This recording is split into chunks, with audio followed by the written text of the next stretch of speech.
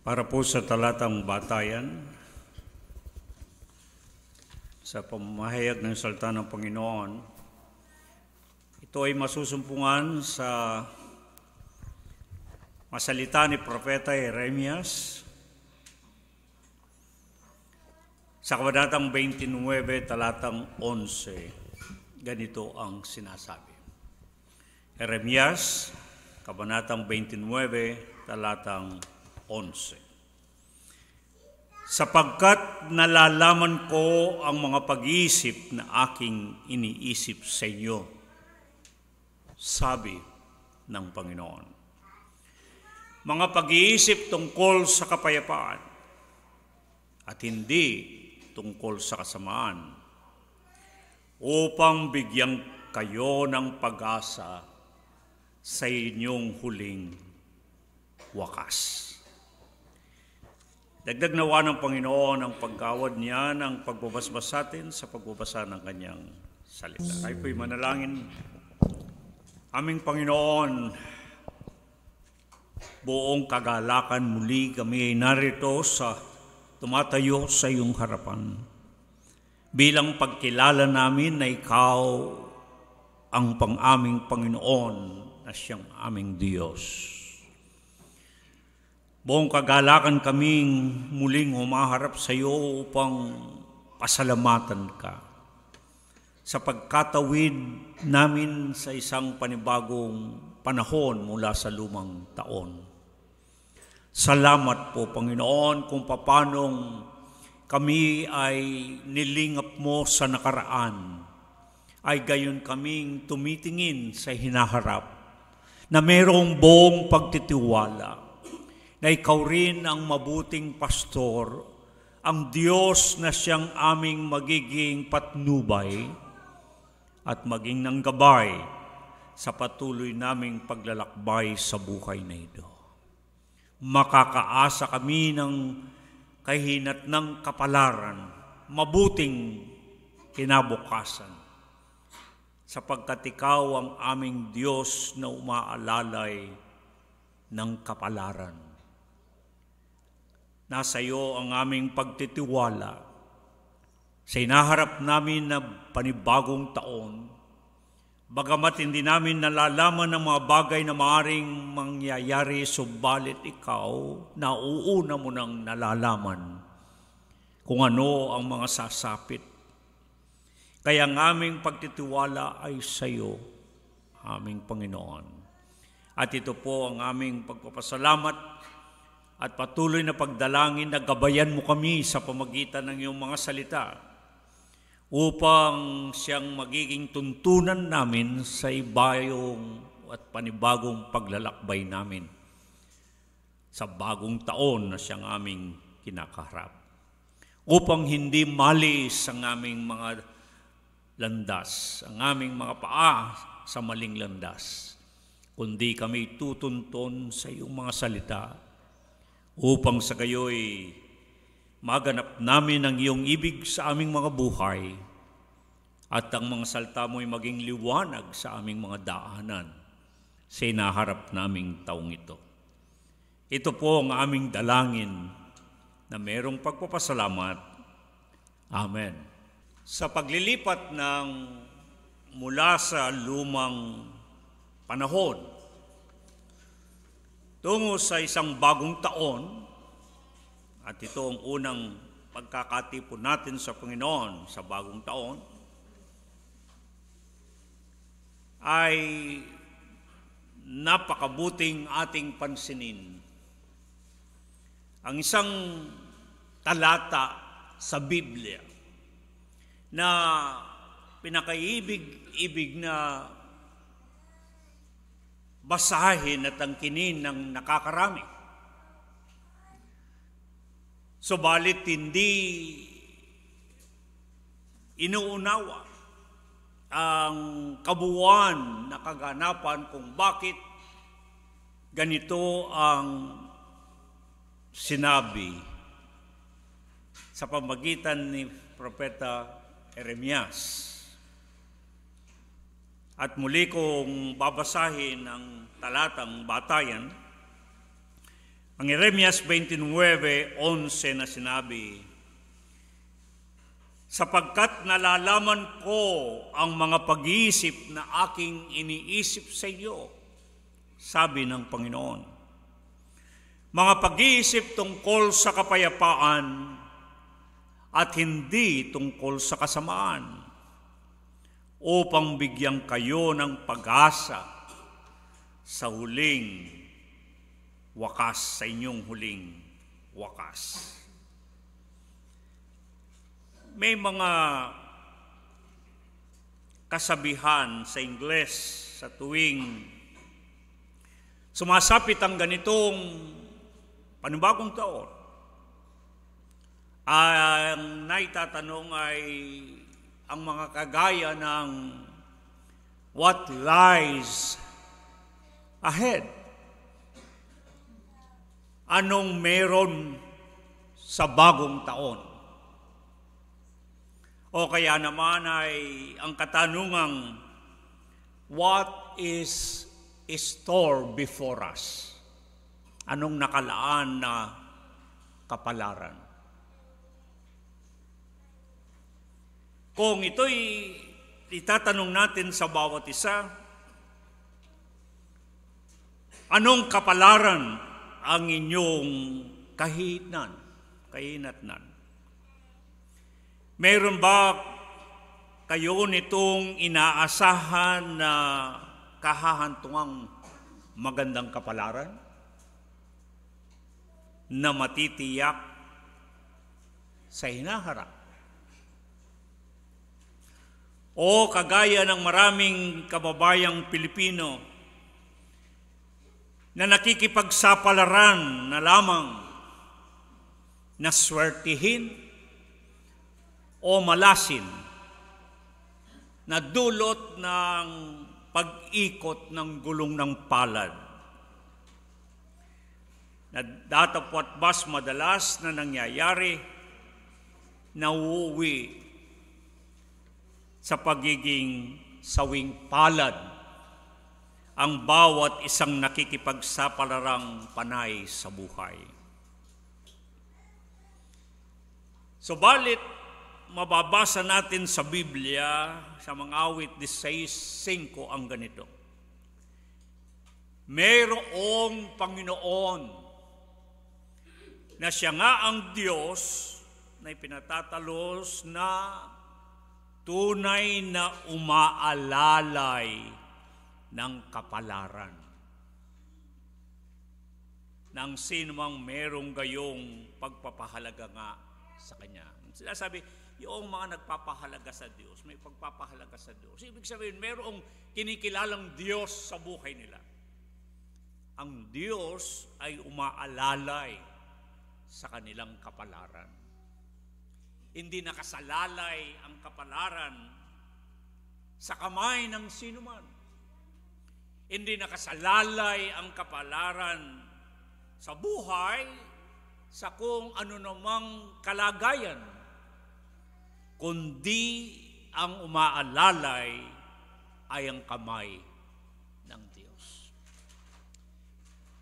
Sa talatang ating batayan ng Jeremias 29:11, para nating maunawaan muna kung ano ang dahilan kung bakit ganito ang sinasabi na sinalita na panukala o nilayo ng Panginoon para sa mga Kanya.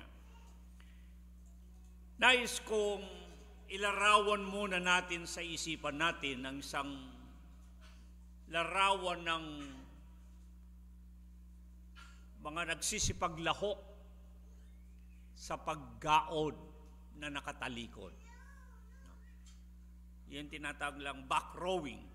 Di ba? Merong mga paligsahan na sila'y gumagaod ng patalikod. Ang tanong, paano na nalalaman ang kanilang patutunguhan samantalang sila'y nakatalikod kung gumaod? Ang nakikita nila ay ang nakaraan, ang pinagdaanan, ang nakalipas.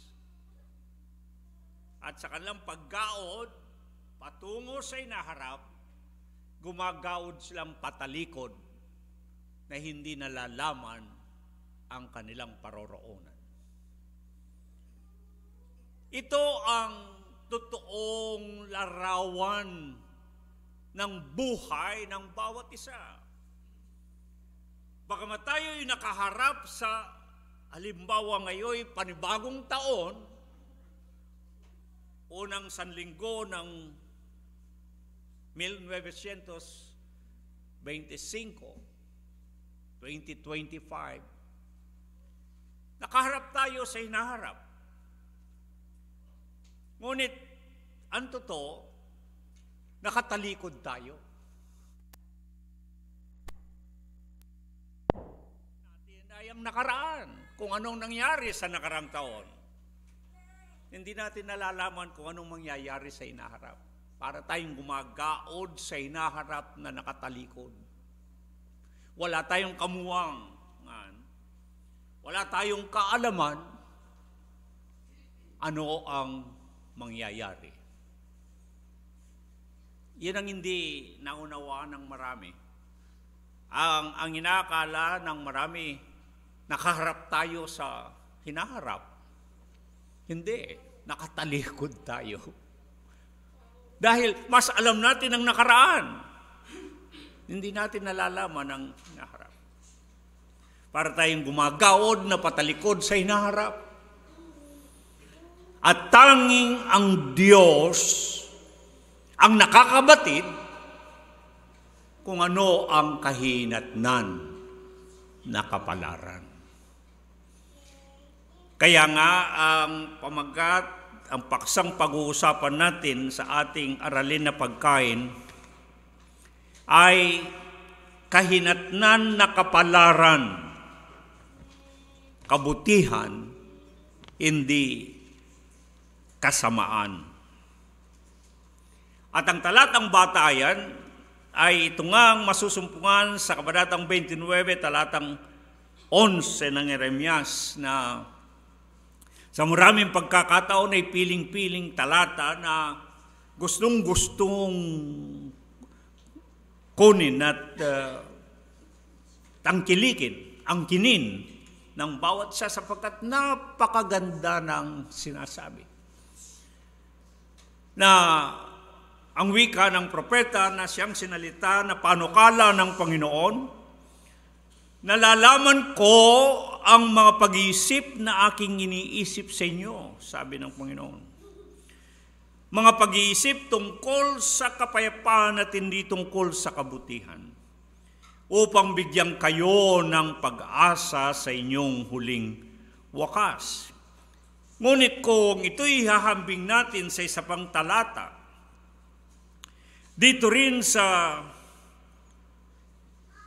mga sinalita ni Propeta Jeremias, parang magkabalintuna. Una, ang sinabi sa Kabanatang 29, talatang 11, ang sinabi rito ay yung pinanukala, salita na pinanukala ng Panginoon ay para, ang sabi, tangi na ikabubuti, hindi ikasasama. Ngunit, mapapansin ninyo, pagdating naman ng Kabanatang 32, 30, 36 at 44, 11, 27, ang sabi, may sinalita na panukala ang Panginoon na tangi na'y kasasama, hindi kabubuti. Yeah. Kaya kailangan natin pansinin ito. Yung una, sinabi na ang sinalita na panukala, yung nilayo ng Panginoon ay tangi na'y kabubuti, hindi ikasasama. Pero bandang huli, ang ibang sinalita na panukala, tangi na'y kasasama, hindi ikabubuti. Kaya kinakailangan pong titignan ng kabuuan sapagkat Maaring ito ang gustong-gustong angkinin ng nakakarami, yung tangin ay kabubuti, hindi ka sasama, pero nakatitiyak ako, hindi tatangkilikin itong panukala rin ng Panginoon na tangin ay kasasama, hindi ikabubuti. Kaya napakahalagang pag-aralan natin ang kabuuan na kaganapan upang lumiwanag sa atin itong sinalita na panukala.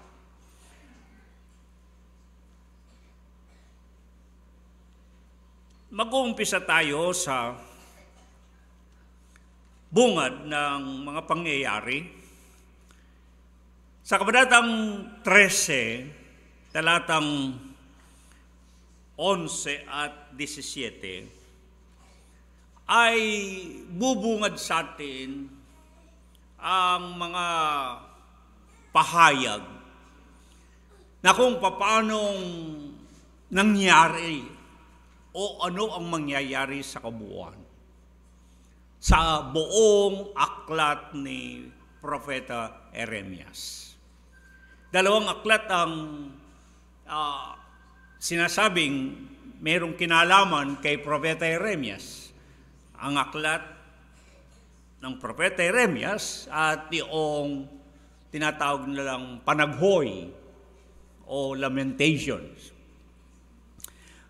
Sa kabuuan ng mga pangyayari ay mayroon itong kinalaman ng ang bayan ng Panginoon na tinatawag na kawan ng Panginoon dito sa aklat ni Propeta Jeremias ay pinagtabuyan ng Diyos. At may dakong pinagdalhan sa kanila at ito ang Babylonia. Tinangay na bihag ang karamihan sa kanila at tiniwang durog at sunog ang lungsod na kanilang kinaroroonan ng kanilang bayan at maraming mga nangamatay. At habang tinatanaw ni Propeta Jeremias na tinawag na tumatangis na propeta, the weeping prophet, pinagmamasdan niyang may luha at pagtangis ang nangyari sa kanyang bayan. Kaya nga yung pamagat ng isang aklat na naisulat na panaghoy, lamentation. Marahil sa pamagat pa lamang ay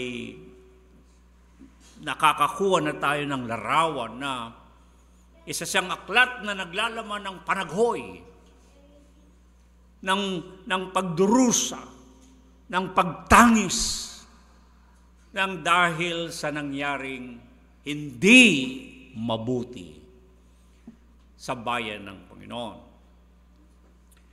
Ang panaghoy sa wikang Hebreo, ang pamagat nito ay eka sa wikang Hebreo. Para bagang kung tutuwirin nating isalin sa Tagalog, ang ibig sabihin ay ano eka? Para maintindihan lang na, ano eka? Parang sinasabi, anyari. Sa mga salitang ng mga kabataan, anyari. Ano eka? Anong nangyari? Paano nangyari?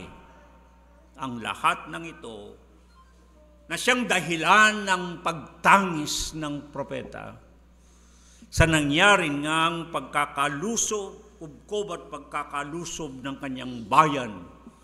Sinunog, winasak, pinatay ang mga marami at ginalang bihag ang mga natira na dapat sana kasama si Propeta Jeremias, ngunit naiwan sa kanyang bayan. Para kay Propeta Jeremias, ang sabi niya habang tinatanaw ito, sa kabanatang 13 talatang 11, ang sabi niya, pinaalala sa kanya na ang bayan ng Diyos, ang sambahayan ng Israel at ang sambahayan ng Huda, ay, ang sabi niya ay, ang ginawa ng Diyos sa kanila ay parang kagaya ng isang pamigkis na isinusukbit sa baywang at kung gaano ito kahigpit na malapit. Ang sabi ay gayon din para sa Diyos ang kanyang bayan. Pinakapit ng Diyos sa kanya na mahigpit kagaya ng pamigkis upang maging kanyang pinakabayan at pinakakarangalan. Subalit pagdating sa talatang 17, ay nagumpisang lumuha, tumangis ang propeta, sapagkat ang sabi niya, ang kawan ng Panginoon ay nabihag. Ang kawan ng Panginoon ay nabihag. Kaya nga madalas nating sinasabi na yung bayan ng Panginoon ay ang kawan ng Panginoon. At yan ay nakita na natin sa maraming mga talata sa Biblia. Mas inalalarawan kasi ang bayan ng Panginoon bilang isang kawan. At mamaya aking ipakikitang maraming mga talata na ang mga salitang ginamit ng propeta ay may kinalaman sa mga salita ng panghahayupan upang ilarawan ang nangyari sa bayan o kawan ng Panginoon. Ang malaking kaganapan na tinatangisan ni Propeta Jeremias ay kung papanong ang bayan ng Panginoon, ang kawan ng Panginoon, ay pinangalat at naging bihag, dinala sa Babylonia. Ito ang kapanglawan na sinasabi niya sa panaghoy, 2:1, 3 at 22. Yung pamagat ng panaghoy, ano eka, paano eka, nangyari ang lahat ng ito. Anyari sa bayan ng Panginoon, sa kawan ng Panginoon. Bakit nangyari ito at paano pinangyari ito?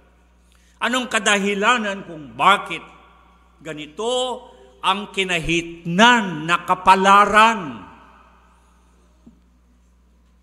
ng bayan o kawan ng Panginoon? Ang pagdadalamhati ng propeta ay mayroong kinalaman sa kapanglawan, sa karawan, ng kabangisan, ng kagalitan ng mismong Panginoon laban sa kasamaan ng kanyang bayan. Alam po ba ninyo, pag binasa ninyo, kahit na ang ikalawang Kronika 36, 26, at gusto kong pansinin ninyo, sa Jeremias lamang, Kabanatang 4, talatang 4, 8, 26, Kabanatang 7, talatang 20, Kabanatang 15, talatang 14, Kabanatang 21, talatang 5, 6, 9, 10, Kabanatang 25, talatang 38, Kabanatang 32, talatang 37, Kabanatang 34, 2, Kabanatang 42 at 18, at maging kay Ezekiel sapagkat magkaparehas ng panahon si Jeremias at si Ezekiel 30, 21, 32. Ilan lamang ito sa mga pinili kong talata na halos nakakalat sa buong aklat na naisulat ni Propeta Jeremias, ang tungkol na ang paulit-ulit na binabanggit ay ang mabagsik na galit ng Diyos laban sa kanyang bayan. Kung iisa-isa natin talata, Iba-iba yung pagkakalarawan ng galit ng Diyos, ngunit makikita mo kung gaano katindi ang galit ng Diyos. Merong nag-aapoy, ginamit ng salitang nag-aapoy, merong ginamit ng salitang mabangis, merong salitang bumubugso, parang malakas na unos, parang isang malagablab na apoy na galit ng Diyos. Mabagsik, mabangis na galit ng Diyos.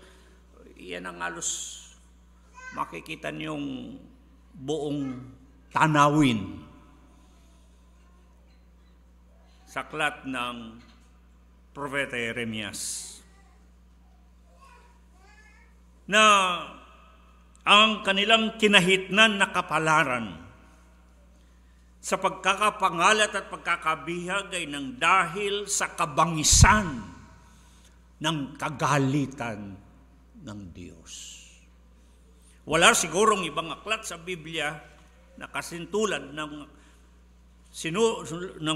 Propeta Jeremias, aklat ni Propeta Jeremias, kung paanong inilalarawan ng bagsik ng galit ng Diyos.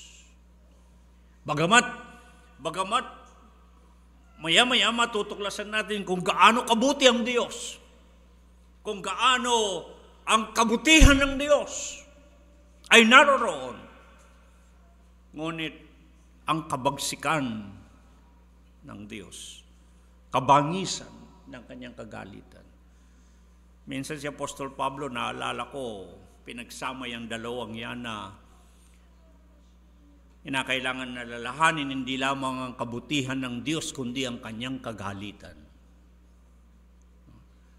Sapagkat sa maraming pagkakataon, ang napapag-usapan lamang ay yung kabutihan ng Diyos.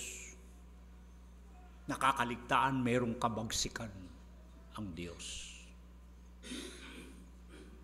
At ito ang nangyari. Nang dahil sa kasamaan ng bayan, ito ayon sa Jeremias 13:27, ang kinahitnan na kapalaran, ang bahaging sukat na naging bihag sila. Ito yung kahatulan na kaparusahan na sila'y pinangalat at ginawang bihag. Sa panahon ng kanilang naranasan na kahatulan na kaparusahan,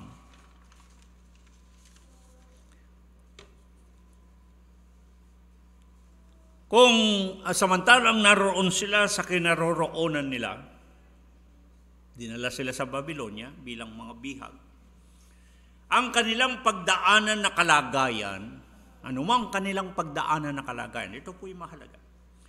Anumang pagdaanan nilang kalagayan, ang sabi, mamuhay silang matiwasay. Kaya si Propeta Jeremias, pinagdudahan, pinagsuspetsahan ng kanyang mga kababayan hanggang sa ito'y ipinakulong. Kasi, kinugkob na nga ang kanilang bayan, nilusob ng Babylonia. Dinurog ang bayan, sinunog, pinatay ang mga di mabilang na karamihan. At ang mga ilang nabubuhay ay dinala pang bihag. At pagkatapos narito ang isang propeta ng Diyos na nagsasabi, mamuhay lang kayo, tiwasay diyan sa inyong pagkakabihag.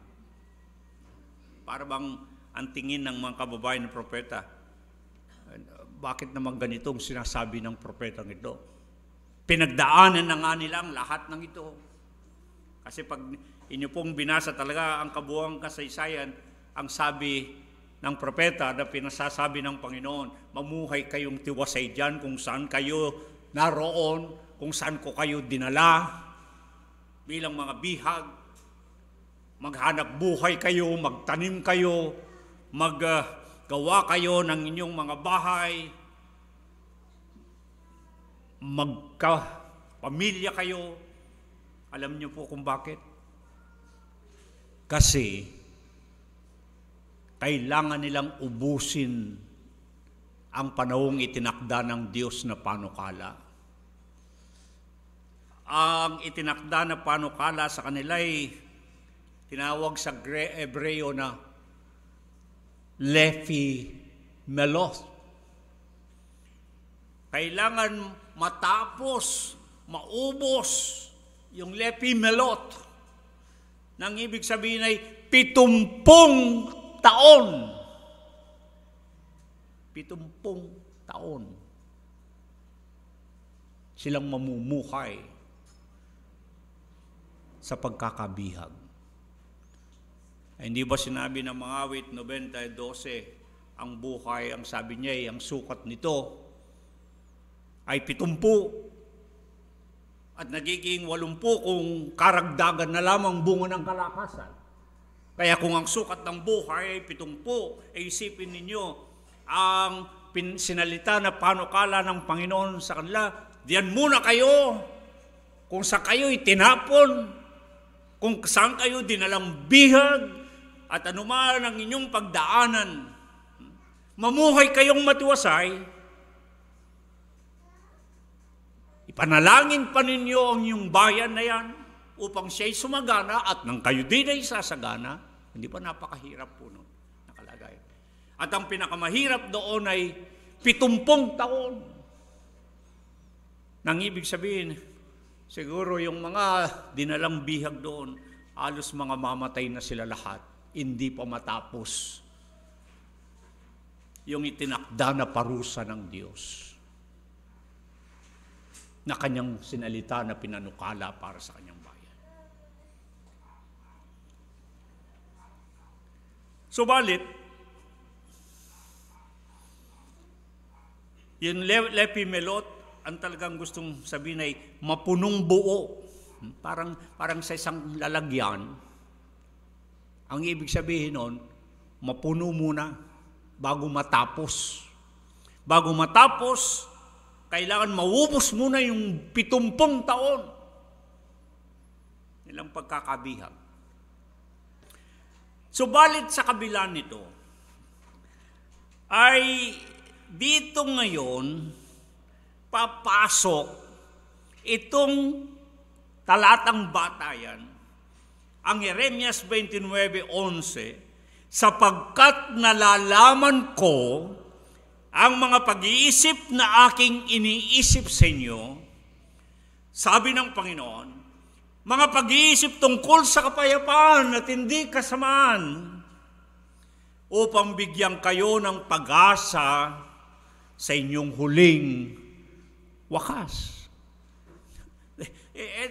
Ito ang kailangan makita natin yung kabuuang kaganapan bago pumasok itong sinalita na panukala ng Panginoon. Kailangan munang mangyari itong lahat ng nangyari. Sa loob ng 70 taon at sa lahat ng nangyaring ito, ngayon sinasabi ng Panginoon, nalalaman ko, para kasi ang aking mga pag-iisip para sa inyo. Kasi kung tayo ang mag-iisip, kagaya na sinasabi ng Isaiah 55,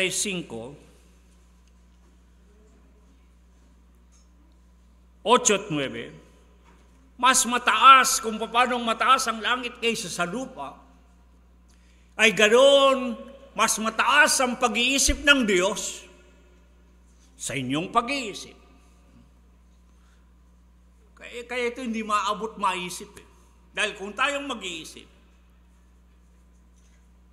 anong magandang panukala roon? Anong mabuting kahinat nandoon sa kanilang magiging kalagayan sa loob ng 70 taon na pagkabihag? Mahirap tarukin ng dukhang isipan yung lahat ng mangyayari. At pagkatapos, sabi ng Panginoon, nalalaman ko ang aking iniisip. Kung bakit pinangyari ito ng Panginoon at paano pinangyari ito ng Panginoon, ang Panginoon na nakakalam. I know, sabi ng Panginoon. Yada, I know. Akong nakakalam, ang sabi ng Panginoon, ng aking iniisip.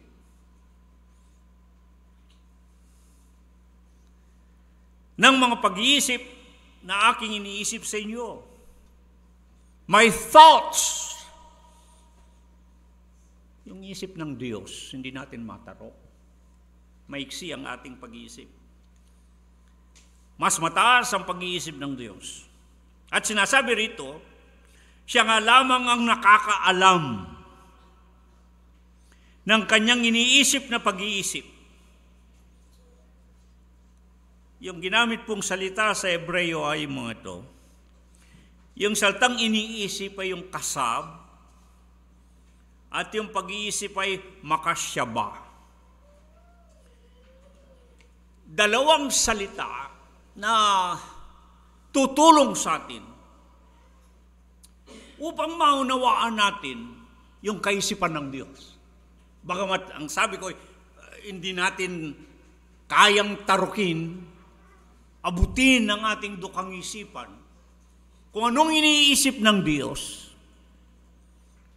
Dahil nga mas mataas ang kanyang kaisipan, ang sabi ni Propeta Isaiah 55:8-9. Ngunit para matarok natin kahit papano, kung di man natin lubos na maabot,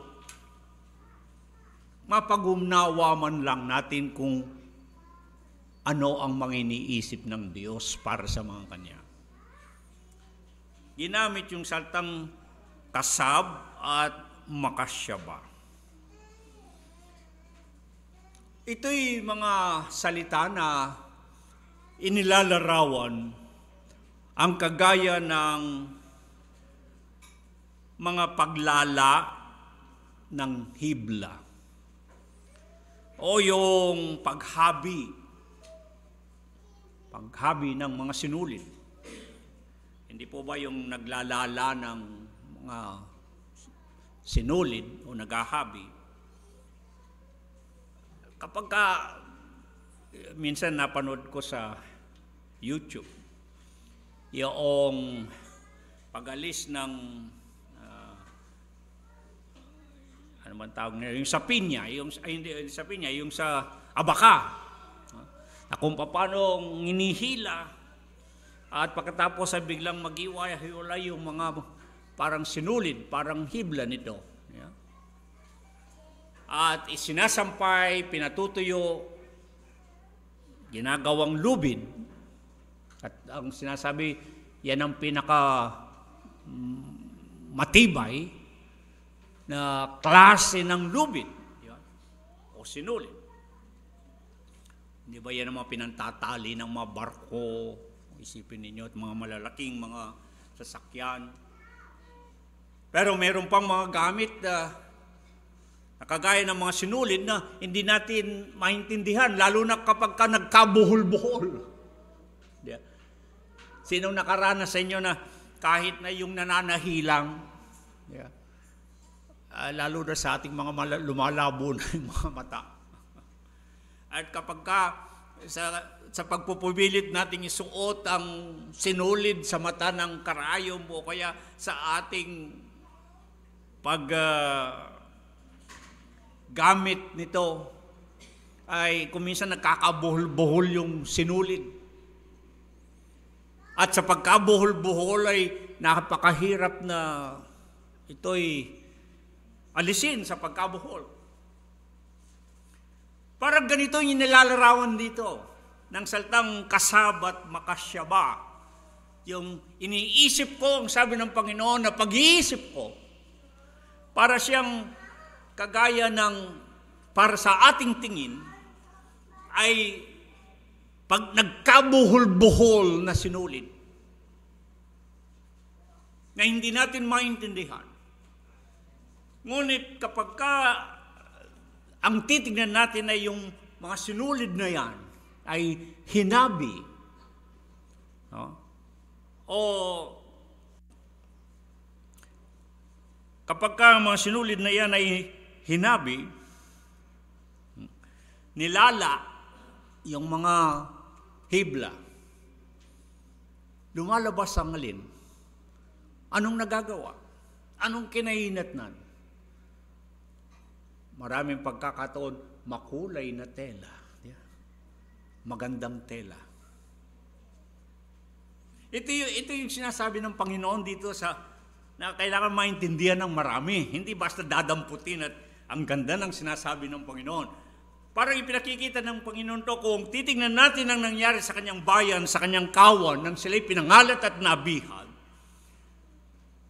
Yung pinanukala sa kanila, parang titingnan nila, parang nagkabuhol-buhol yung buhay nila. Kaya yung pamagat ng aklat ng Panagoy, ano? Eka. Sabi niya, ano eka? Paano? Bakit? Anong nangyari? Marami tayong katanungan. Kapag may mga nangyayari sa buhay natin na hindi natin maintindihan, mahirap unawain, at madalas mahirap tanggapin. At ito hindi matanggap nitong mga taong ito, ang bayan ng Diyos. Paanong pinangyari na itong pinakapit niyang makapit? Ginawang kagaya ng pamikis at ginawang bayan, tinuring na parang kawan niya. At pagkatapos ngayon ay pinangalat, dinalang bihag, 7 taon lepi melot, kailangan matapos ang 70 taon ng pagdurusa. Hindi nila maintindihan.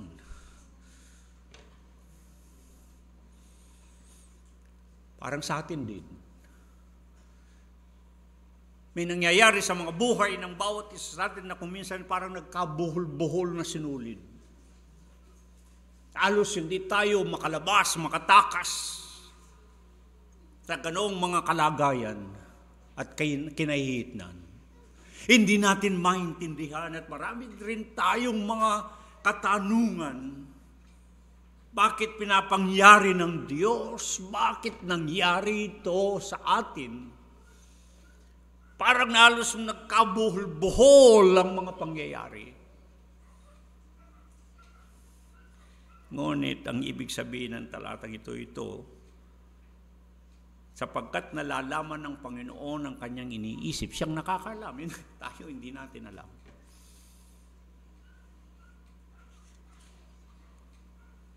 Yung kanyang iniisip na pag-iisip, yun yung kasab at kasyaba. Sa dulo nito, dahil tayo hindi natin naintindihan, parang tingin natin buhol-buhol na sinulid. Pero sa Diyos,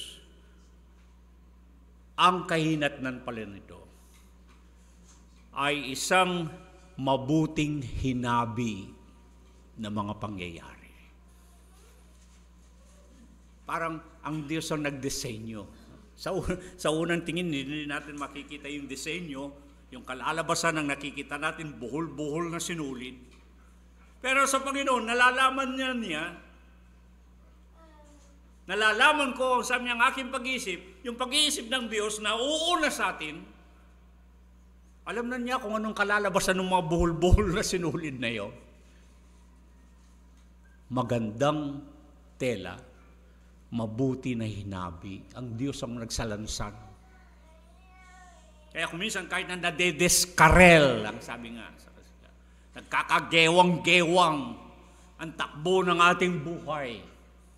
Nawawala sa landas, nadedeskarel, nawawala sa daan, kung saan tumutungo. Salamat, meron tayong Panginoon na umaalalay ng kapalaran.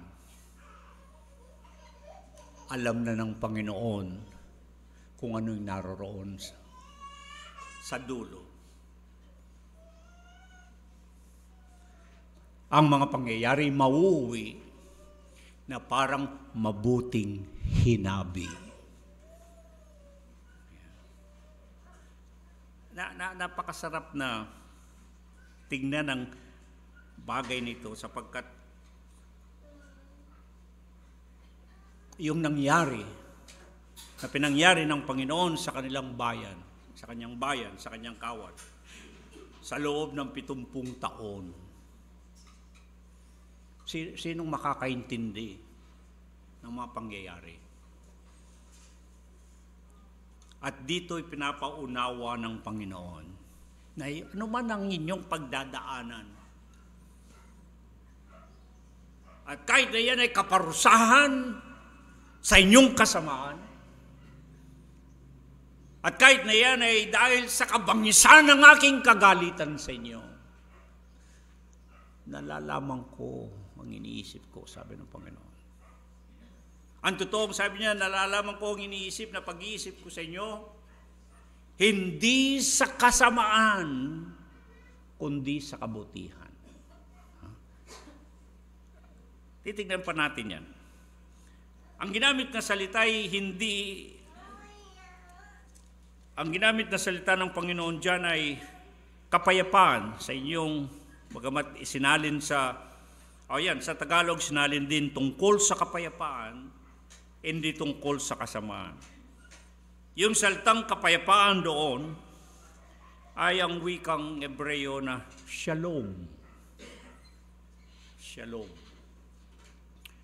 At isinalin na kabutihan. Kasi sa mga Hebreo, ang shalom, ang ibig sabihin ay hindi lamang basta kapayapaan, kundi lahat ng kabutihan.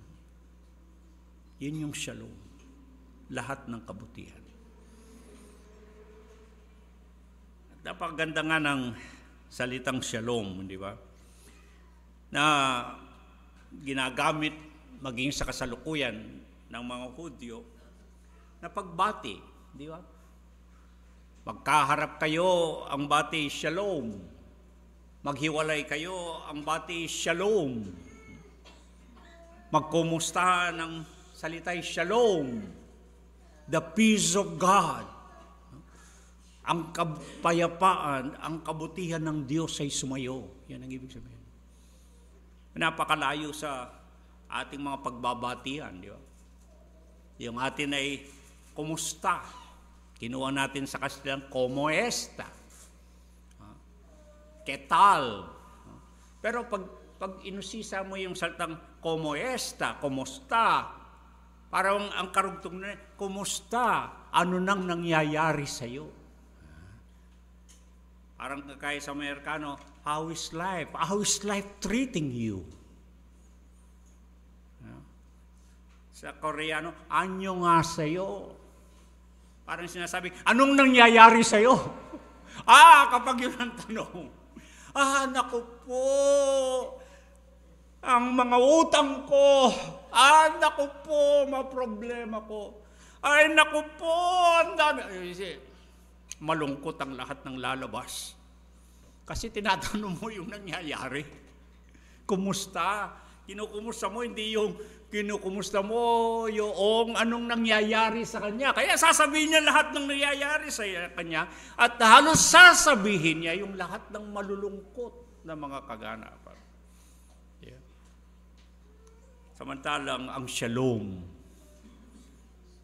hindi mo man maalala yung mga di mabubuti Kasi babatiin ka, shalom. Ang ibig sabihin, God's peace. May God's peace and goodness be upon you. Paano mo pa sasabihin ngayon? Paano mo idadayin ngayon yung mga problema mo? Paano mo pa sasabihin ngayon yung mga hinagpis mo't lungkot, kasawian, tinakpan ka agad ng ang kapayapaan ng Diyos, ang kabutihan ng Diyos ay sumayo. Makapagre-reklamo ka pa ba? Hindi na. Diba? Hindi ka na makapagre-reklamo. Ginawad na kagad yung basbas ng pagpapala ng Diyos. Yung kapayapaan, yung kabutihan ng Diyos ay pinasasaiyo. Meron pang isang bagay dapat natin na maintindihan sa salitang shalom. Kapayapaan. Ang pangkaraniwang pagkakaunawa ng marami sa kapayapaan ay walang kaguluhan. Tama ba? Walang kaguluhan, walang kasamaan. Yun ang kapayapaan. Hindi po ganun ang ibig sabihin ng salitang shalom. Ang ibig sabihin nito ay peace is not the absence of evil, but the presence of good. Ang kapayapaan ay hindi nangangahulugan ng kawalan ng kasamaan, kawalan ng kaguluhan. Kasi yan ang pagkakaalam natin. May kapayapaan pag walang kaguluhan, walang kasamaan. Ngunit ang kapayapaan ay hindi nangangahulugang kawalan ng kaguluhan, kawalan ng kasamaan, kundi ang pagkakaroon ng kabutihan. Basta't may mabuti. Nandun ang mabuti. Kapayapaan yun. Di ba madalas ko nang nakumpay, kung hindi kayo nakakalimot, ang daming ilustrasyon ng kapayapaan ng ginagamit diyan. Tanda ko pa yung isang paalala ng paglalarawan ng kapayapaan na kung saan nagkaroon ng paligsahan na iguhit ang kapayapaan. At yung mga dalubhasang mga pintor,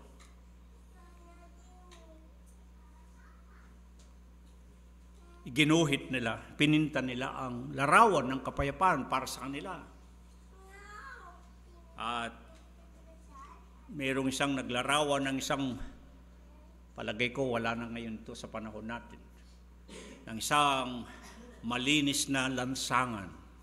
Wala nang malinis na lansangan kasi ngayon. Malinis, maayos, at naglalaro ang mga bata sa lansangan. Wala nang larawan na gano'n. Pero noon, kapag ka ang mga bata ay nandiyan sa lansangan naglalaro, parang matuwasay ang buhay. Walang panganib. Di ba? Kaya sabi niya, iyan ang larawan ng kapayapaan.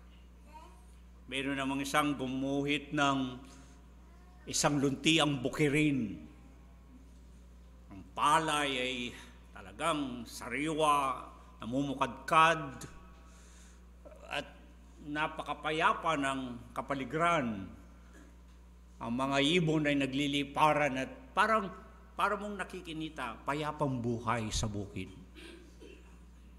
Ngunit ang isa'y, ang pinakahuli, gumuhit siya ng isang matandang kahoy, punong kahoy. Sinabuyan ng itim na pinta, matanda at parang naglalaglagan ng kanyang mga dahon, bali-bali ang mga sanga. At parang ito'y binabayo ng isang malakas na hangin. At ang sabi niya, ito yung kapayapaan. At yung mga hurado, sabi na, paano ang kapayapaan yan? Sa unang tingin pa lamang kaguluhan na ang nangyayari. Ngunit ang sabi ng pintor, sa isang sanga, sa kabila ng nagbabagsakan ng mga daon, nagkakabali-bali ang mga sanga, at parang binabayo ng malakas na unos ang matandang punong kahoy, at halos magigiba. May mga munting ibon, mga inakay, nabubuhay sa gitna ng kaguluhan. At yun ang kapayapaan. Hindi pa sinabi ng ating Panginoon sa 1:16-33, sa sanglibutang ito'y meron kayong kapigatian. In this world, ye have tribulation, but in me, ye have peace. Ngunit sa akin ay meron kayong kapayapaan. Ang mundo natin, ang sabi nga sa paglalarawan, ang mundo po natin sa kasalukuyan ay parang sa paglalarawan ng isang nagsulat ay para itong isang bola na inihagis. Ito'y paikot-ikot patungo sa kanyang kawakasan, sa katapusan ng mga panahon. ang panahon natin ay pagulo ng pagulo, pasama ng pasama, binabalutan na ng kahirapan, ng kasalutan. Wala na yata tayong nakita sa ating panahon na kung paano dinadagsa ng salot at tunos. Para bagang wala ng kagalingan, wala ng kabutihang mangyayari. Ngunit tayo'y nabubuhay na may kapayapaan nang dahil sa Panginoon sa gitna ng lahat ng kaguluhan.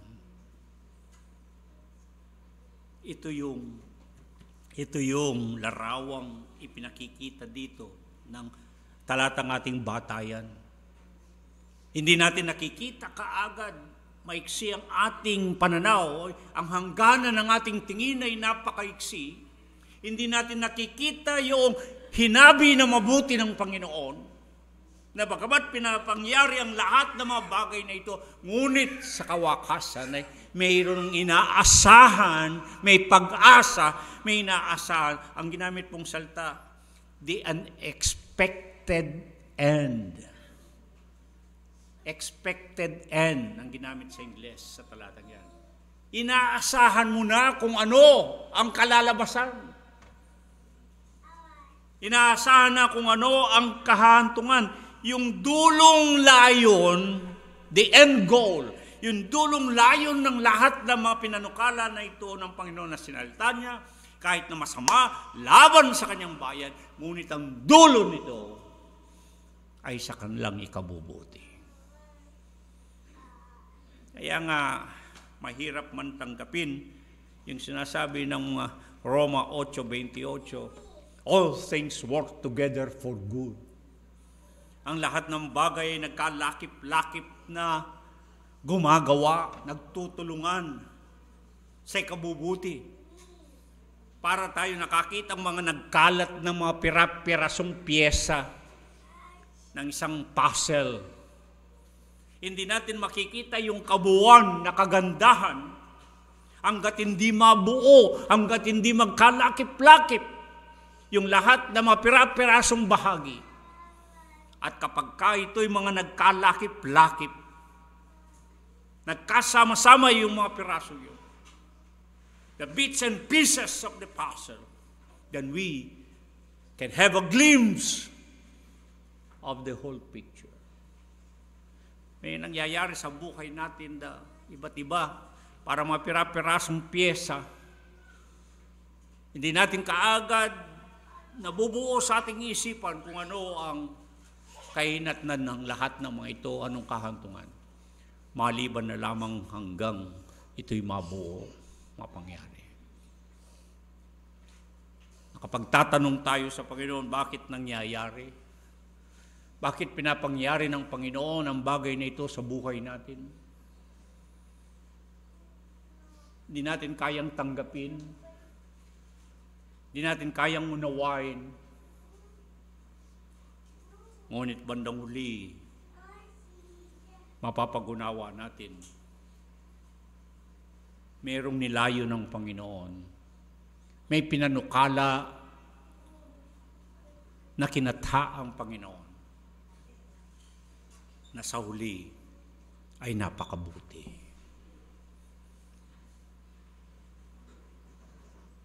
Dalawang katotohanan ang gusto kong pansinin natin upang matutuhan natin. Kailangan na matutuhan. Una, ang kinakailangan na kasamaan. Ang sabi sa Jeremias 32:42, ang sabi ng Panginoon, aking dinala ang lahat ng malaking kasamaang ito sa bayang ito. Aking dinala, sabi ng Panginoon. Pinangyari ng Panginoon ang lahat ng mga ito. Nilayo ng Panginoon na mangyari itong lahat ng kasamaang ito sa bayang ito. Ang tinatawag diyan ay kinailangan na kasamaan. Sa Ingles, tinatawag yang necessary evil. Merong mga pangyayari na pinangyari, gaano man ito kasama, sapagkat ito'y kailangan. Ang dami pong talata diyan. Jeremias 2:17-19, Jeremias, ang dami po, hindi ko na babanggitin lahat. Sapagkat itong aralin pagkain natin, binasa ko yung buong aklat. At kinuha ko lahat, pinag-ipon ko lahat sa isang maiksing paraan na mabuo natin ang buong aklat ng Propeta Jeremias. At sa kabuuan nito, ang sinasabi ay pinangyari ang lahat ng ito na masamang nangyari sa kanila. Hindi lamang dahil sa kabagsikan ng kabangisan ng kagalitan ng Diyos, kundi ang sabi, lalo na sa Jeremias 2:17-19, pinangyari, ang sabi, sa inyong sarili. Pinangyari ninyo sa inyong sarili. Parang sinasabi, kayong may kagagawan sa inyong sarili kung bakit nangyari ang lahat ng ito.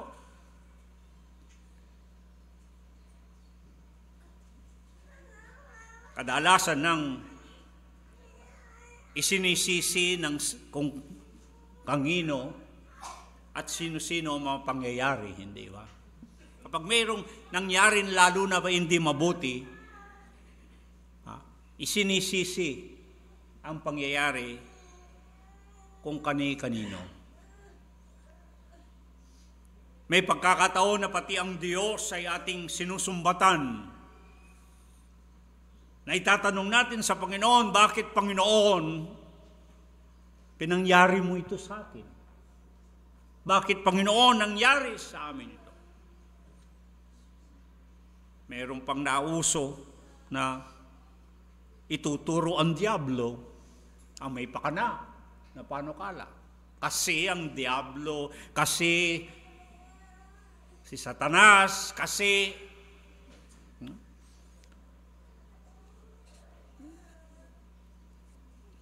kaya palagi ko nasasabi, kung kikibulang si Satanas, sasabihin anong kinalaman niya sa nangyari sa inyo.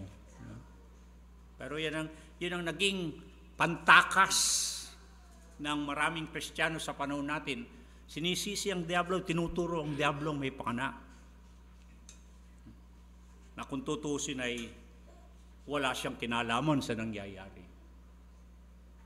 Dahil kagaya ng sinasabi rito, pinangyari ang lahat ng mga ito sa kanilang sarili. Silang may kagagawan at silang dapat sisihin ng mga pangyayari. Yan sinasabi ng Panginoon sa pamagitan ng propeta. Dahil ang nangyari ay sila'y nagpabaya sa Panginoon. Kung titignan ninyo yung mga ginamit na salita, nakakalat diyan sa aklat ng propeta Jeremias, iniwanan nilang Panginoon, tinalikuran nilang Panginoon, nilayuan nilang Panginoon, pinabayaan nilang Panginoon, pinagtaksilan nilang Panginoon, kinalimutan nilang Panginoon. Ang dami pong talata niyan. Hindi ko na babanggitin. At mapag-aaralan naman sa CP, sa kopya ng ating aralin pagkain. Ito yung nangyari.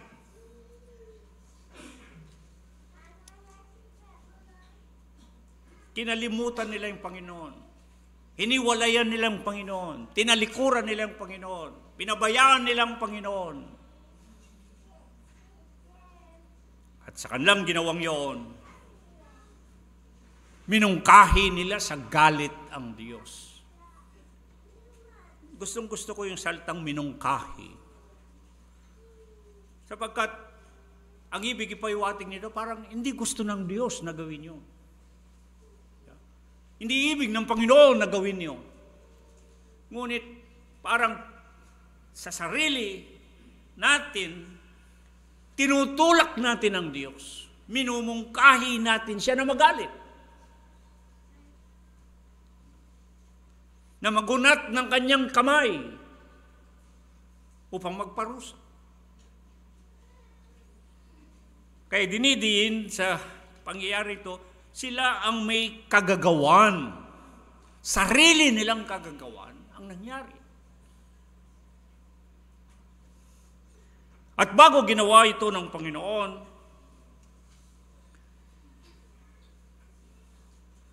sa Jeremias 11:13 na una nang sinabi na silang mga nagsapagtalikod sa Panginoon, kung manumbalik lang, ang sabi, hindi na titinging may galit ang Diyos. Yan lang naman ang hinihingi ng Diyos. Kayong mga lumayo, kayong humiwalay sa akin, kayong nagtakwil sa akin, kayong nag-iwan sa akin, bumalik lang kayo, sabi ng Panginoon. Bumalik lang kayo sa akin. At hindi na siya titingin ng may galit laban sa kanila. Ngunit, ang nangyari, Jeremias 3:25, 7:24, 26, 28, Kabanatang 8, talatang 5, hindi sila nakinig sa tinig na bumalik at sila'y tumangging magsipanumbalik. Kaya iniunat ng Panginoon ang kanyang kamay na may bisig na galit. Sa Jeremias 15:6, 21, at marami pang talata.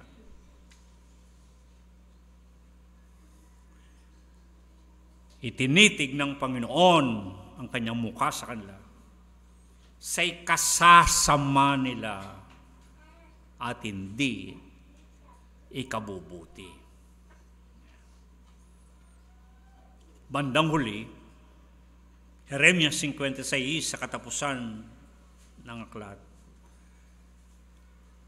binansigan silang ang bayan ng Diyos, ang kawan ng Panginoon ay parang mga gaya ng mga tupang nawala at higit na inibig ang paglaboy.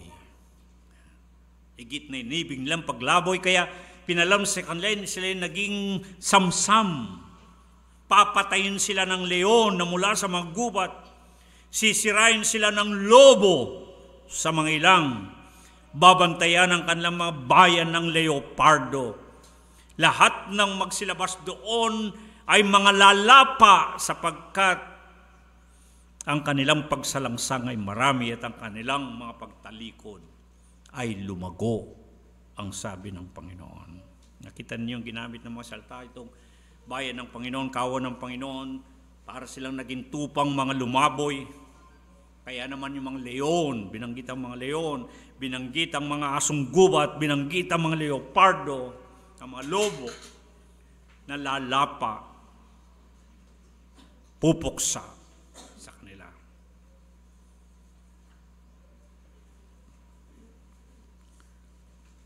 Ito ang masamang kapalaran. Kinahitnan na kainatnan na kinailangan nilang pagdaanan. Yung kailangan na kasamaan, the necessary evil, pinagdaanan nilang lahat ng mga ito, pinagdusahan nilang lahat ng ito, hanggang matapos ang pinanukala ng Panginoon sa kanila na 70 taon na pagkakabihan. Yun ang unang katotohanan na dapat nating makita rito. Na may mga pinangyayari ang Panginoon na hindi naman nangangahulugan na kagustuhan ng Panginoon, kundi pinapangyari ng sarili. At maari sanang hindi mangyayari ang hindi mabuti kung babalik sa Panginoon, kung lalapit sa Panginoon. Ngunit kapag hindi, mangyayari ang dapat na mangyari. Upang ang sabi sa Jeremias 30:23, upang malaman at maunawaan ang bangis ng galit ng Panginoon. Ang ibig sabihin, para matuto. At ito po ang mahirap.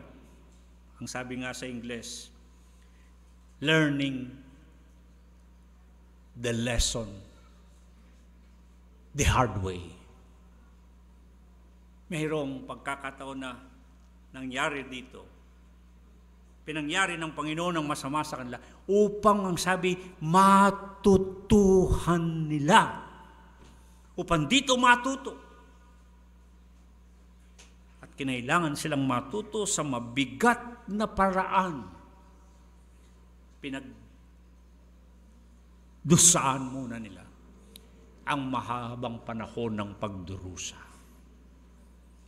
Pwede naman sana na hindi matuto sa ganitong paraan Di ba?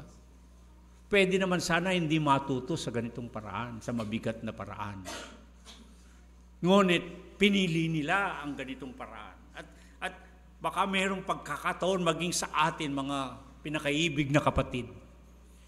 Baka may pagkakataon na mas gusto nating matuto sa mabigat na paraan ng Panginoon. Kaya kung minsan, nasasabi yung, ano bang gusto nyo, pagpapala o pagpapalo? Baka may pagkakataon maggusto natin, turuan tayo ng Panginoon sa karanasan at matuto tayo dito sa mabigat na paraan. Upang bang tayo'y patuloy sa ating pakipagrelasyon sa Panginoon na hindi natin siya hiwalayan, hindi natin siya tatakasan, hindi natin siya iwanan, hindi natin siya tatalikuran, kundi mangunyapit tayo sa Kanya, maging malapit sa Panginoon. Ngunit kinakailangan bang matutuan natin sa karanasan natin na kinakailangan ba na gawan tayo ng Panginoon ang hindi kabubuti, kundi kasasama natin?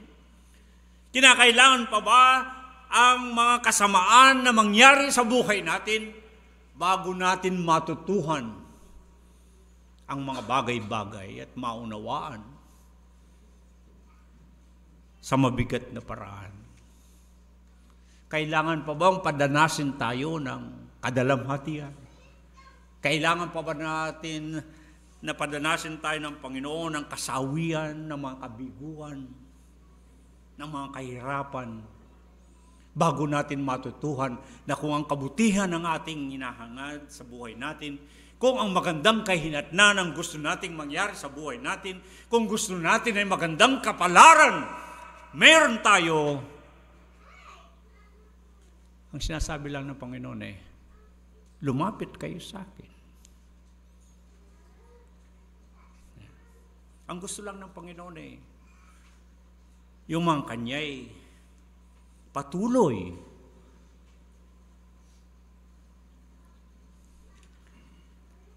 sa kanilang pakikipag-ugnay sila. Bakit? Anong nangyari ba sa bayan ito? At iyon ang ikalawang katotohanan. Hinihimok sana sila na bumalik ang mga nagsipagtalikod, ngunit hindi nila ginusto. Ang ginawa ng kanyang bayan, ang sabi,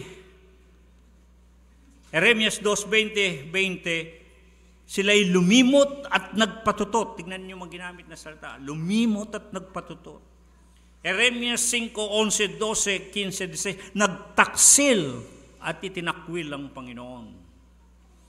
Hinimok silang na nagsipagtalikod na manumbalik at lumapit sa Panginoon upang sanang hindi titingin ang Panginoon na may galit sa kanila sapagkat maawayin ng Panginoon at hindi mag-iingat ng galit magpakailanman.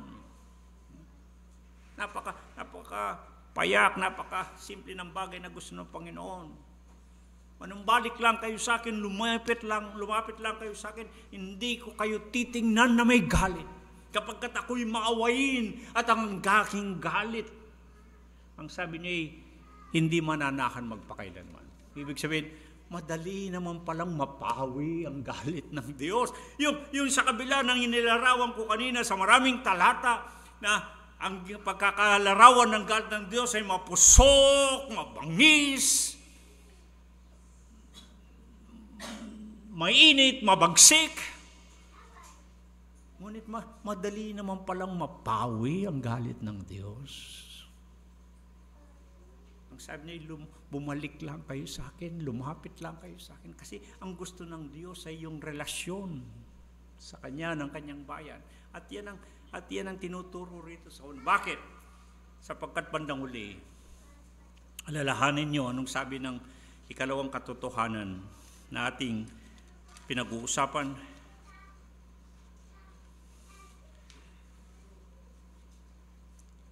Diyan sa Kabanatang 32:42, gayunman dadaling ko sa kanilang lahat ng mabuti na aking ipinangako sa kanila. May kapangakuan na kabutihan. Alalahanin natin, bagamat naranasan nilang mabagsik na galit ng Diyos, mayroong nakalaan na kabutihan ng Panginoon para sa kanila. Upang maunawaan natin to, napakalaga sa atin dito sa kawan ng Panginoon. Sapagkat, huwag nating kalimutan, yung Panginoon at ang Kanyang bayan dito sa Jeremias, ay hindi lamang magkaugnayan, kundi sila'y magkatipanan. Yun yung covenantal relationship na palagi nating sinasabi dito sa kawan ng Panginoon, na siyang batayang katuruan natin. Yung relasyon sa Panginoon na namamagitan sa Panginoon at Kanyang bayan ay isang tipanan. Covenant relationship.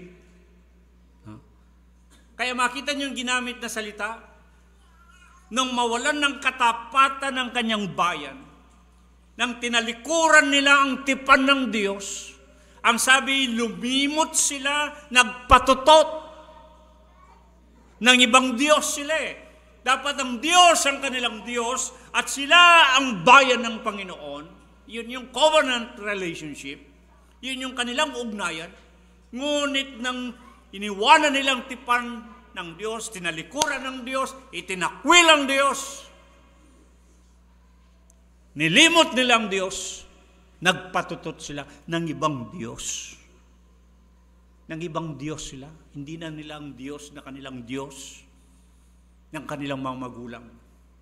Mula pa kay Abraham, Isaac at Jacob, kay Moses, kay David. Nagtaksil sila. Tinakwil na nila ang Panginoon, nagtaksil sila sa Panginoon. Kasi may tipanan. May covenant.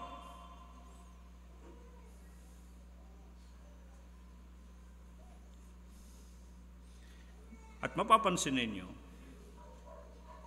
bandang huli, ang mismong Panginoon, sa Jeremias, Kabanatang 31:3, 31 hanggang 34, 32 hanggang 38, nang sabi, sapagkat inibig ko kayo, ang sabi ng Panginoon, nang walang hanggang pag-ibig. Because I have loved you with an everlasting love. Sapagkat tinibig sila ng Panginoon, ng Kanyang bayan, ng Kanyang kawan, ng isang walang hanggang pag-ibig, umiral yung pag-ibig ng Diyos. Na sa kabila ng itinakwil nilang Diyos at sila'y nagtaksil sa kanila. Sa kabila ng nilimot nilang Diyos at sila'y nagpatutot sa ibang Diyos. Yung pag-ibig na walang hanggan ng Diyos sa kanila, ang umiiral. Kaya anong nangyari? Ang sabi niya ay, makikipagtipan na akong panibago sa inyo. Makikipagtipan uli ako ng panibago sa inyo. Ganito kabuti ang Diyos. At sabi niya, lumapit ako sa inyo na may kagandahang loob. Biro mo, ang Diyos pa may kagandahang loob na lumapit. Ang nagalok sa kanila na muli tayong magtipanan. Sapagkat ang gusto ng Panginoon magkaroon sila muli ng relasyon. Nang sabi niya, upang ako'y hindi nahihiwalay sa inyo at hindi kayo ihiwalay sa akin at gagawan ko kayo ng kabutihan. Ito yung gusto ng Diyos, mga kapatid. Kaya tayo dito sa kawan ng Panginoon, Ang pinairal natin aral bilang bata yung katuruan, yung relasyon sa Panginoon. Gusto natin ang kabutihan sa buhay natin. Gusto natin magandang kapalaran. Gusto natin ang kinabukasan na kahitnan ay isang mabiyaya at pinagpalang kinabukasan. Yung relasyon sa Panginoon ang pinakamahalagang bagay. At ito yung kapangakuan ng Diyos, pangako niya na layo ng Panginoon, yung sinasabi na palaging inaangkin na ang plano ko sa inyo, ang panukala ko sa inyo, yung may iniisip ko sa inyo, na mapag-iisip, kaya hindi sa inyong ikasasama kundi kabubuti, bigyan ko kayo ng magandang hinaharap, ng pag-asa, ng kawakasan, sa dulo ng lahat ng mabagay, ang mabuting kalooban ng Diyos ang mapapasa inyo, ang biyaya, ang pagpapala. Ang gusto lang ng Diyos, yung relasyon. Na kahit na tumalikod ditong kanyang bayan, kahit na hiniwalayan siya, katunayan, mababasa niyo yan, nagkaroon pa ng kasulatan ng hiwalayan eh. Nag-issue ng divorce paper ang Diyos. Sa galit ng Diyos, hiwalay na tayo. Pinagawa ng kasulatan ng paghiwalay ang propeta. Parang to serve notice na wala na akong kinalaman sa inyo sapagkat wala kayong gustong kinalaman sa akin. Hiwalayan na tayo. Iyon ang kabuo nangyari. Pero dahil sa pag-ibig ng Diyos, na inibig sila ng walang hanggang pag-ibig, lumapit ang Diyos sa may kagandang loob. Ang Diyos ang siyang may initiative, ang siyang nangunang hakbang. Muli tayong magugnayan. Muli tayong magtipanan. At ang gusto ko'y, huwag kayong hihiwalay sa akin. At ako'y hindi hihiwalay sa inyo.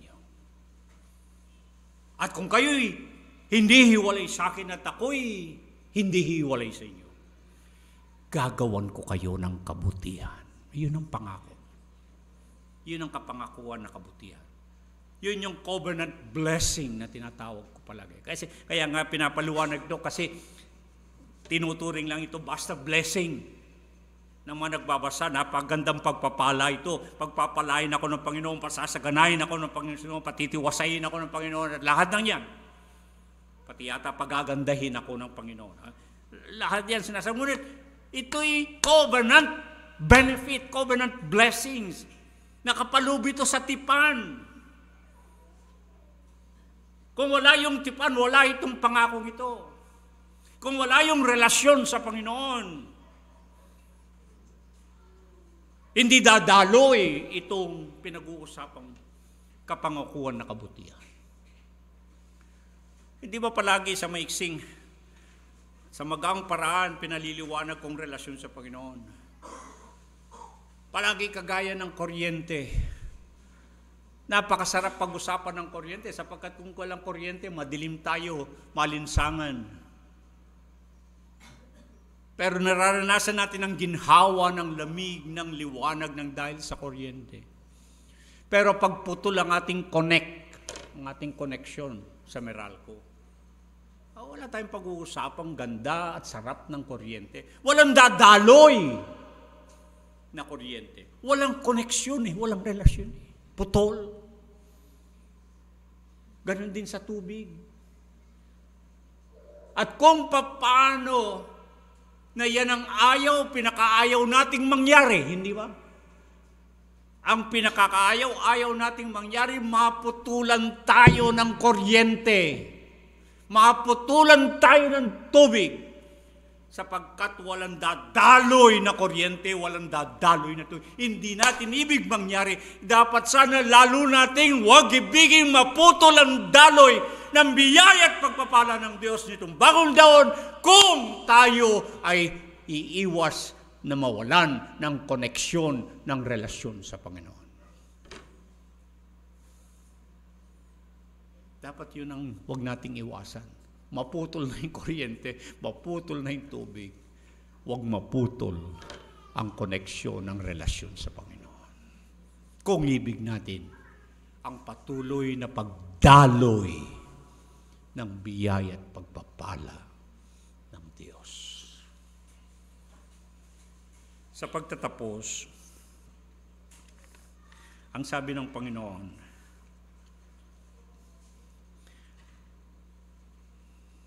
sapagkat ang Panginoon, sa Jeremias 31:10, ang Panginoon na nagpangalat sa Israel, ang sabi niya, siyang magpipisan, siyang mag-iingat sa kanya, gaya ng ginagawa ng pastor sa kanyang kawan. Tutubusin niya, maliligtas, ililigtas niya ang kanyang kawan. At ang sabi, masisiyahan sa aking kabutihan. Yun ang gustong mangyari ng Panginoon. Yun yung end goal, yun yung dulong layon ng Panginoon.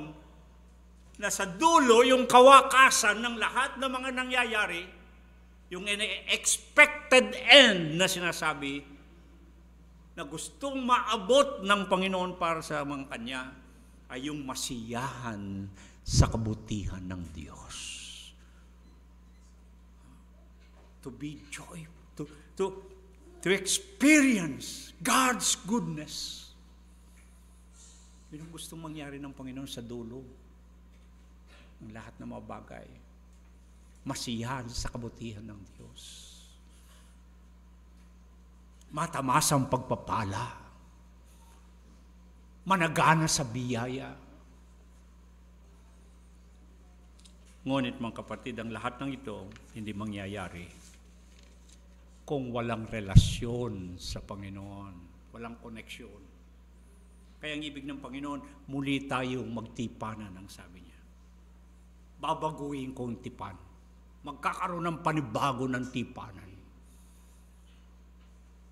At ang magandang bagay, at dito ako magwawakas, itong sinasabi na bagong tipan, pakikipagbagong tipan ng Panginoon sa Jeremias 31 hanggang 34, ay yun din ang sinasabi sa bagong tipan, yung Hebreo 8:13. Gusto ng Panginoon magkaroon ng Berit Kadasha, bagong tipan. At ang magandang balita, sa pakikipagpanibagong tipan ng Diyos, ipinamagitan ito kay Kristo Jesus, ang Yesus Kristos, ang Yeshua Mashiach. Si Jesus ang Kristo na Panginoon, ang Mesias na tagapagligtas. Na sa bagong tipan ang sinasabi, ang daming talata pong sinasabi ng Hebreo dyan, Hebreo 7:22, 12:24, na sa pamagitan ni Kristo Jesus, itong binagong tipan ay isang tipan sa lalong mabuting pangako. Hindi tayo kasali dun sa lumang tipan. Salamat sa Diyos sa pamagitan ni Kristo Jesus. Kasama tayo sa binagong tipan. Yung muling pakikipagtipan ng Diyos upang sa kayon tayo na noon, ang sabi ni Apostol Pablo, nang iwalay kayo kay Kristo Jesus, sa Efeso 2:11 hanggang 13, nang wala kayo kay Kristo Jesus, nang wala kayong relasyon sa Panginoon, hindi kayo kababayan ng Israel, taga-ibang lupa kayo ng mga tipan at mga pangako, hindi kayo kasali, wala kayong aasahan sa mga pangako ito, na nilalaman ng tipan, datapwat kay Kristo Jesus. Yun ang malaking pagbabago. Sa bagong tipan, ngayon kay Kristo Jesus. Kabilang na kayo, kasama na kayo, kababayan na kayo ng Israel, kababayan na kayo ng sambahayan ng Diyos, kasama na kayo sa bayang hinirang sa mga taong pinili. Lahi na rin kayo ni Abraham sa Galatia 3 nang dahil sa pananampalataya, tagapagmana na rin kayo ng mga pangako. Nang dahil kay Kristo Jesus natin. Kaya salamat sa Panginoon, inabot tayo nitong pangako, nitong pagbabago ng tipan. Kaya sa pagwawakas mga kapatid, makakaasang ang kahinatnan ay magandang kapalaran kung tayo ay merong relasyon sa Panginoon. Kung tayo'y may sasali sa binagong tipan sa pamagitan ni Kristo Jesus nating Panginoon. Muli, sa pagtatapos ko, nais kong banggitin, minsan pa, ang ibinungad kong ilustrasyon ng mga gumagaod na patalikod. Yung nagpapaligsaan na sila, gumagaod. Paharap sila, papunta sila sa hinaharap, pero nakatalikod. Ang nakikita yung pinagdaanan, yung nakaraan. Ganun din tayo sa buhay, sa paglalakbay sa buhay. Yung nakaraan ang ating nakikita, walang nakakalam sa atin kung ano ang hinaharap sapagkat nakatalikod tayo patungo sa hinaharap. Ang nakakaalam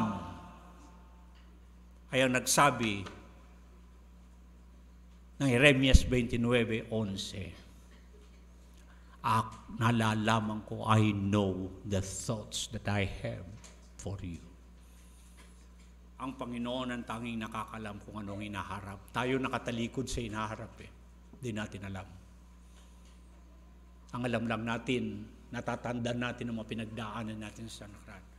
Ngunit ang hinaharap, ipaubaya natin sa Panginoon. Ipagkatiwala natin sa Panginoon. At ang magandang kapalaran na kahihinatnan sa kinabukasan ay maaasahan. Sapagkat sa panukala ng Panginoon, bago pang lahat nangyayari, alam na niya kung ano ang kawakasan ng mga bagay.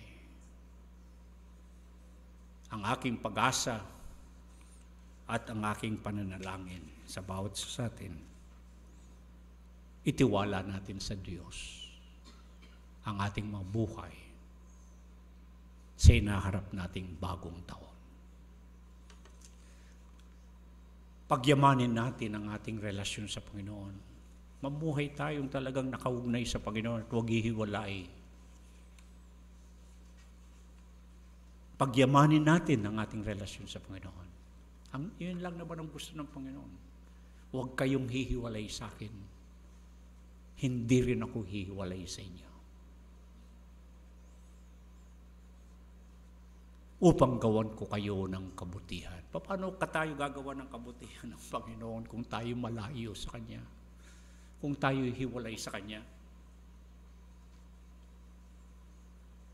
Manatili nawa tayo, manahan tayo sa ating pakikipag-ugnayan sa Panginoon. Tayo yumuko at manalangin. Panginoon, aming Diyos,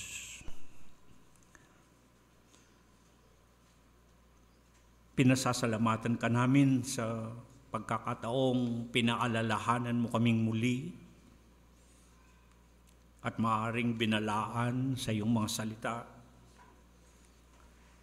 Pagkatapos na ipaunawa mo sa amin ang nangyari na pinangyari mo sa iyong bayan, sa iyong kawan.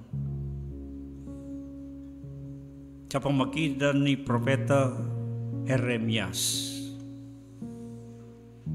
binibigyan mo kami ng maliwanag na hinaharap. Nang dahil sa iyong mga salita na ikaw ang nakakaalam kung ano ang mga iniisip mo para sa amin. At ang may iniisip mo para sa amin ay sa ikabubuti, hindi kasasama. At makakaasa kami na ang dulong layong ng lahat ng mga ito ay masiyahan kami sa iyong kabutihan. Nawa, Panginoon, kung paano ikaw ay nakipagtipanan sa iyong bayan. Sa panibagong taon na ito na aming lalakbayin, mag-uumpisa kami sa unang hakbang. At ang unang hakbang sa lahat ay pagibayuhin namin ang pakikipagtipanan sa iyo. maging ang araw na ito ay maging isang covenant of renewal of covenant. Pag-iibayo ng aming pakikipagtipanan sa iyo. Naming pagyayamanin ang aming pakikipag-ugnayan, ang aming relasyon sa iyo, Panginoon. Na kung makakasumpa kami, sinusumpa naming huwag ka nawang hihiwalay sa amin at huwag kaming hihiwalay sa iyo upang maranasan namin ang iyong kabutihan. Upang ngayon pa'y kahit na nag-umpisa pa lamang ang taon, nakikita na namin ng pag-asa, makakaasa kami ng magandang kahihinatnan, ng magandang kapalaran sa bagong taon na ito.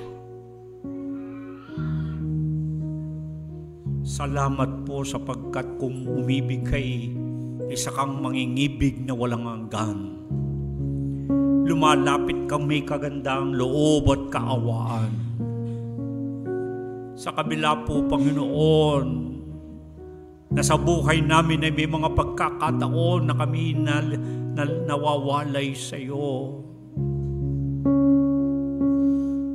Ngunit ikaw ay nananatiling tapat. Hindi nagbabago. Patuloy mo kaming hindi pinababayaan at hindi iniiwan. At kung paano kami hindi mo iniwanan sa nakarang taon, gayon din naman, Panginoon, samahan mo po kami sa bagong taong ito. Maging ikaw ang aming pastor na patnubay at gagabay sa amin. Pangunahan mo kami, samahan mo kami sa isang panibagong paglalakbay ng buhay nitong bagong taon. At ito po ang aming dalangin. Amen.